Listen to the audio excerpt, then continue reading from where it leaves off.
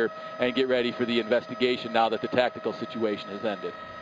And Matt, you talked about, I know the Milwaukee police were up there doing the search of a house, their bomb squad, and you were out over the scene in Brookfield as well, over the top of Hosanna Salon as they were doing the search of the building there. And I know you were very careful not to zoom in to the salon itself while those tactical units were there in case the shooter was still active. And now we've learned that he apparently died from a self-inflicted gunshot wound. But tell us about the other agencies that you saw involved in pulling up to the scene there. It was really a massive response here today. Definitely it was, Terry, and it looks like there is still FBI presence and ATF presence up here in Brown Deer now, as well as the Brown Deer Police and the Milwaukee Police Department. They're all going to be involved in this as it goes on. When we were up earlier today, we were up in the just after the 11 o'clock hour as the armored vehicle pulls back in here to the staging area. You can see they're in a stand-down mode now with the tactical squads. Bomb squad probably still doing a sweep of the residence to make sure there is nothing left over inside of that home. Down the block here on Glenbrook, just west of 65th Street. They still have Glenbrook shut down here in both directions between 65th and 67th until they can wrap everything up. But earlier today when we arrived in Brookfield, Flight for Life was just getting there as we got there, and they had dozens of ambulances in the parking lot, and there was only a small number of tactical officers across the street staging in the McDonald's area. And before long, they had a couple of armored vehicles, a couple of vans full of tactical officers, and then eventually the Milwaukee County Bomb Squad showed up as well to help with that improvised explosive device. So we saw the police presence swell through the course of the late morning and early afternoon, and it wasn't until later in the day that the thing started to relax a little bit there, as Nick was just telling us a short while ago. So definitely a tense day for the law enforcement officials across the area, and it's good that they are able to slow down with the tactical operations now and get into a full investigative mode. As we all know, there's always so much more going on behind the scenes as what we can actually try to figure out from your view, from our view, and from so many of our sources. But everybody has been spot on today in giving us information about what's been happening with this investigation going on in 2 different communities. And tragically, they were so well equipped to respond to this mass shooting today because it's happened before. 7 years ago in Brookfield, they had another shooter walk into a church service that was being held at the Sheraton Hotel out there and opened fire. Yep, killed 7 people there, and you know, law enforcement agencies and everybody involved learned from those incidents, and sadly today, tragically, they had to use that experience in that training once again. 12 News' Nick Bohr is live in Brookfield. Nick, are things starting to wind down there a little bit more? They really have, Terry. This is a dramatically different scene. I want to draw your attention to just some of the few emergency vehicles that remain here right now. Waukesha County Sheriff's Department Command Post, and this vehicle I think you're looking at right now, which is a rapid response unit from the Milwaukee County Sheriff's Department. They were called in here right away. Well, I shouldn't say right away, maybe about an hour and a half after the first units responded here after they discovered what they believed to be some sort of improvised explosive device, and the Sheriff's Department was called in. Now, presumably that has all been rendered inert if it ever was something that was a true threat.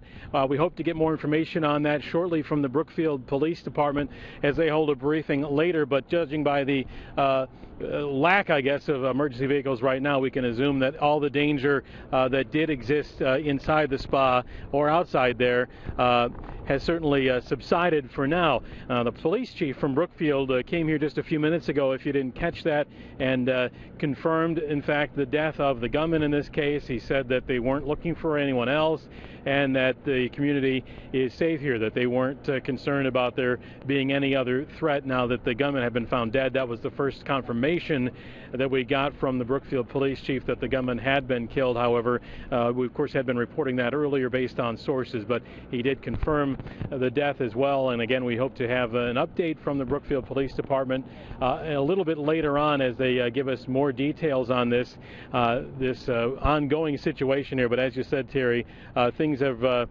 really calmed down here quite a bit. The Salvation Army was here assisting with the victims. We heard some of the sound from some family members and some friends and others who were responding here, and the Salvation Army was here to help them as well. But that scene also has subsided now as they're all clearing out here, and this is starting to look more like a Sunday evening in a parking lot of a mall that's no longer open. Terry? All right, thank you, Nick. And, you know, in the middle of all of this, we reached the suspect's father, who talked to us live on the air here, talking about the concern for his son and apologizing to the community for what had happened today. He identified his son as someone who had served in the Marines. I think he said 4 years, did he not? And of course, we're working to find all that information out directly from law enforcement as well. But the father, he had no indication that anything like this might be going on. Right. And after having learned about it, of course, concerned about the children involved in this. And what we have learned from Brown Deer Police as we piece this together is that two girls are safe. That's good news. There's a third person, a third child who might be involved in this, and it appears that that person is safe as well. That is what we've been able to piece together here. Let's go back to Mike Anderson, who has been covering what is happening in Brown Deer. Well, Kathy, some relief has come to the community here in Brown Deer. We're at 65th and Dunges Lane, about 2 blocks from the actual site. If you look down the street a bit, you can see some of the emergency vehicles that are still here on the scene. But speaking just a little while ago with the Brown Deer Police Chief coming up to tell us that they have swept the house. The Milwaukee Bomb Unit has. They were been in there most of the afternoon trying to determine whether or not there were some explosive devices inside the home. The chief said that he was quite confident that they would not find anything in the explosive materials inside that home, and giving the neighborhood the all clear as far as that is concerned. And of course, relief coming to the neighbors in the community that there is no suspect out there any longer. The suspect found dead at the scene. As far as what's going to be happening here for the next 40 minutes or so, the police will maintain a presence here and continue to make sure, go check, and recheck again to make sure that the house is cleared of anything that might trigger any type of an explosion. The chief telling us that there are 16 homes that they approached for evacuation. Some people did leave, some people did not. As far as the suspect's children are concerned and the rest of his family, they were all contacted, have been in contact with the police, and they are all safe. For now, Mike Anderson in Brown Deer, WISN 12 News. Mike, certainly relief for some, but grief for others. We have 3 people who were killed by the gunman, and the gunman himself died, and we're going to begin with our news now. WISN 12 News. I want to assure the public that all is well, it is safe. The only individual we were seeking in this matter has been found, and we believe him to be deceased by a self-inflicted gunshot wound. There is no other suspects that we are seeking, and I will address further questions and have further statements at 6:30 tonight. But again, the only suspect in this matter has been found on scene, and we believe he is deceased by a self-inflicted gunshot wound. What's the status on the explosive device? I have no other comments at this time. Can you tell us where he was found? And that announcement coming about 6 hours after the start of what was a nightmarish and frightening day here in Brookfield. The shooting happened around 11:15. It was a typical Sunday morning, and then chaos at a spa across the street. A woman came running across, and she had said her stepfather was in there trying to shoot as many people as he could. Police say it started as a domestic situation. A man, Radcliffe Houghton, trying to shoot his estranged wife at work. While they say they knew who Houghton was, they didn't know where. Police cleared the mall and surrounding businesses to get everyone away from the rampage. The police officers came into the McDonald's telling us to get out. I saw, coming to my car, I saw a girl coming out with a bleeding neck with a paper towel over it, being escorted by the police officer. The gunman had shot 7 people. 3 died. Police and the bomb squad spent hours going through the salon, slowed down by something that could have made the tragedy even worse. In the process of clearing that building, we believe we have identified what is being described as an improvised explosive device. The manhunt quickly turned to Houghton's home, about 15 miles from the scene. As police surrounded his house, the thoughts of witnesses remained with the victims. Our prayers go out to those that are in there. And you're looking live now at the Waukesha Sheriff's Department Command Unit, one of the few emergency vehicles still on the scene right now here. We have learned that Houghton's estranged wife had taken out a restraining order against him just last week, but we do not yet know whether she was among the victims killed here. Reporting live outside of Brookfield Square Mall in Brookfield, Nick Bohr, WISN 12 News. Terry and Kathy, back to you. Thanks, Nick. And right now we go to Mike Anderson, who's live in Brown Deer. And Mike, this is the home you're outside of the alleged suspect. We are 2 blocks away from the suspect's home here in Brown Deer. I'm at 65th and Dungeness. He lives just a couple blocks down on Glenbrook. We are moving quickly toward a resolution of the situation around this home. Police have been here all afternoon going through the house with the Milwaukee Police Department's bomb squad unit looking for any type of explosive devices here. The chief telling us just a little while ago that they have found none and have declared that the house is okay and the neighborhood is safe. The chief said that he had been in contact with the suspect's family, his 2 children, one in high school, they're both girls, another was an older child, and they are fine. We do have some sound, I believe, from the chief. Let's go to it now. Upon our arrival at the residence, we did obtain further information that there might be explosive devices in the residence, and therefore we made a request and did receive assistance from the Milwaukee Police Department and other law enforcement agencies, where Milwaukee brought their bomb squad and tactical teams out to assist us. Currently, the home in Brown Deer is secure. That is Brown Deer Police Chief Stephen Renzel giving us an update here on this very corner just about 40 minutes ago. As far as the neighborhood is concerned, we had 16 homes approached for evacuation. The chief said some of the people did agree to leave, others decided to stay in their homes, and it looks like now that everything is okay. He says that they will be here, the bomb squad unit and some other emergency personnel on the scene for a little while longer here, perhaps maybe another half hour, it looks like now, or so, and they want to try to get everything wrapped up before dark. And but they have declared that the neighborhood is safe. There is no threat of an explosion here around the suspect's home. All right. In Brown Deer, go ahead. It's relief there, isn't it, Mike? I mean, after a long afternoon in Brown Deer. Yes. We're going to check in now with Matt Salemi. He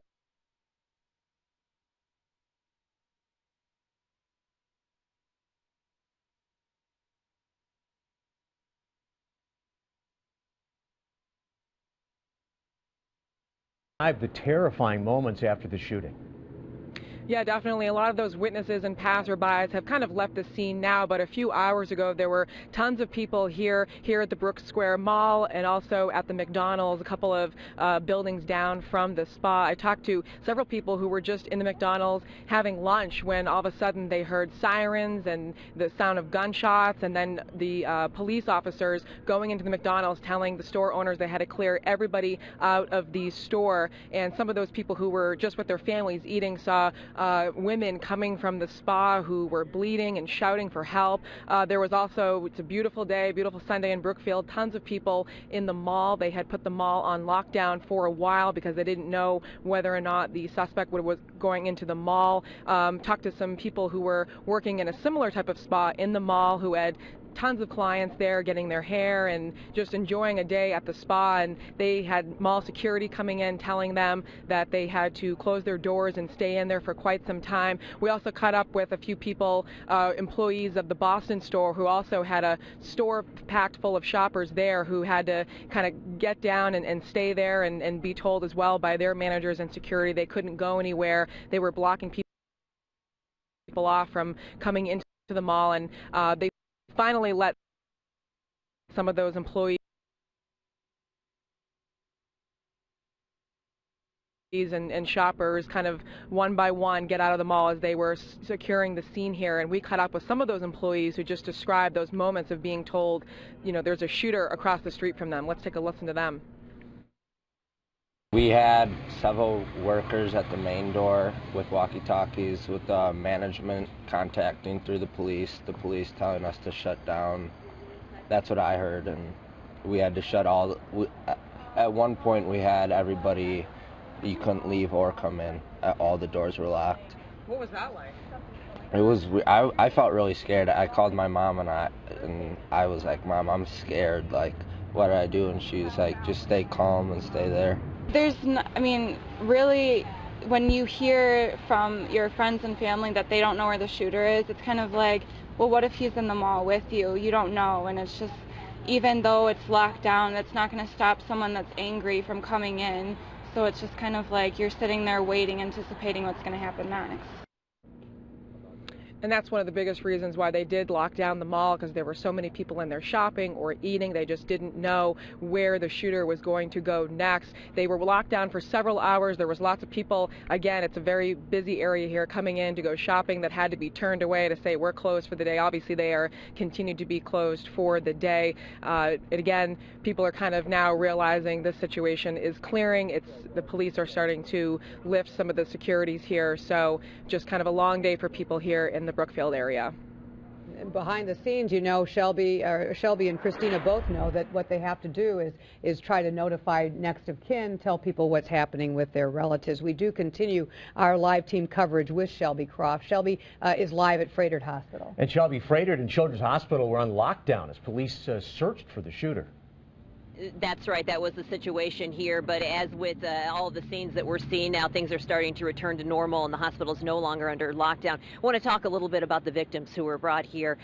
4 women were brought here earlier, all with gunshot wounds. They were brought by ambulance. We understand 2 are being treated in the emergency room right now. The other 2 did undergo surgery. We're told all those injuries were not critical, non-life threatening, and they are expected to be all right. Just take a look here. You can see traffic moving along a lot more steadily than it was earlier. You can see there is still a sheriff's deputy parked down there by the entrance to the hospital, but once again, the hospital and Children's Hospital no longer under lockdown. Now, earlier today, they were under lockdown for several hours. At that point, sheriff's deputies did sweep through all of the floors here at the hospital just to make sure that it was secure, that everything was safe. They said, the hospital says they did that as a precautionary measure just to make sure that obviously the gunman was not here. But as we mentioned, everything has returned to normal here at the hospital. It is no longer under lockdown, and those 4 women are being treated here at the hospital. Reporting live at Froedtert, Shelby Croft, WISN 12 News.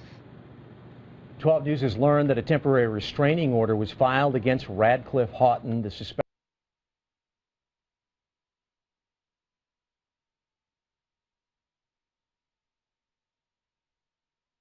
Stepfather was shooting. Did she work there? Barnes and Noble.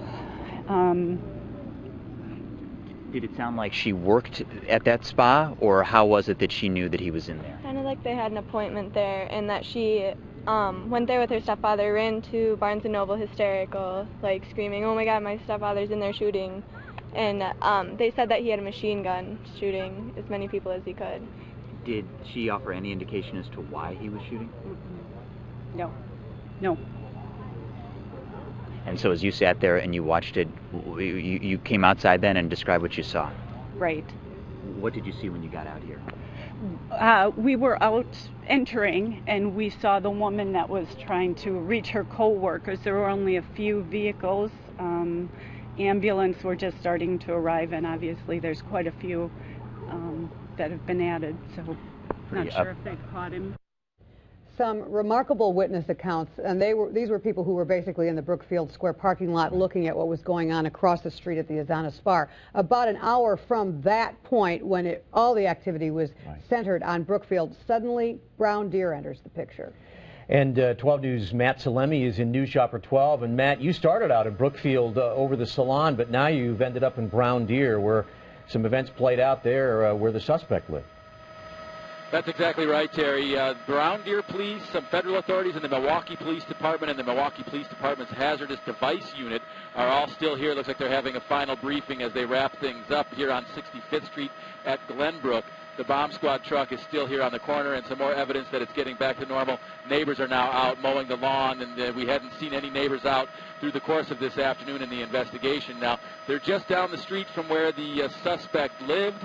His house is here in the 6600 block of Glenbrook, and you can see the front door smashed out from the tactical maneuvers that they needed to do to enter the home. The front picture window also smashed out, and some of the bricks around it leveled as well as they gained entry. In addition, the garage door also taken out, and this was done to make way so that the Milwaukee Hazardous Device Unit's robot could make its way into the home and give the all clear so that nobody had to breach and go inside unprotected, unknowing whether the man was still inside. This was all done before they had discovered his body out at the Azana Spa in Brookfield.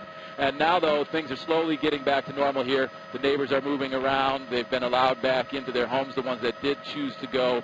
And authorities now are moving in more to an investigative mode here on this in this section of Brown Deer at the 6600 block of West Glenbrook. We'll continue to keep an eye on it and let you know if anything changes up here. Reporting live at News Chopper 12, Matt Salemi, WISN 12 News. All right, thank you, Matt, and we continue to wait for an update from Brookfield Police. And our live team coverage continues. Colleen Henry is in Brookfield at the police department. Colleen, when will we hear again from the officials? About 45 minutes from now, Kat, 6:30, the chief says he will be making another statement to the media, updating us on the investigation. Now, we've heard a little bit since he last spoke to us about 2-3 hours ago. Of course, now the focus, now that the suspect has been found dead, the focus here, of course, is trying to figure out and unravel what actually prompted today's rampage. One of those things that we've been able to get a little bit more information about this suspect, and we talked about it, that was that there was he had just been the subject of an injunction on Thursday. He appeared in court on Thursday. 2 Brown Deer police officers appeared in court as well and testified before a court, and at which point the court ordered a 4-year injunction from him to have contact with the petitioner, who, as you have noted, was not named in the online court records. That's standard practice. But there was also this firearm injunction. He was supposed to have turned over his firearms, any and all in his possession, to the Milwaukee County Sheriff's Department. Now, interestingly, I had a very interesting conversation with the Sheriff's Department spokesman this afternoon, which points up a gap in the way this kind of thing is handled. According to Fran McLaughlin, who is the spokesman for the Milwaukee County Sheriff's Department, when these kinds of firearm injunctions are ordered by a court, there is actually no notification of the Sheriff's Department to the Sheriff's Department, so that they should expect some kind of a handover of these firearms. Now, this guy did not, obviously.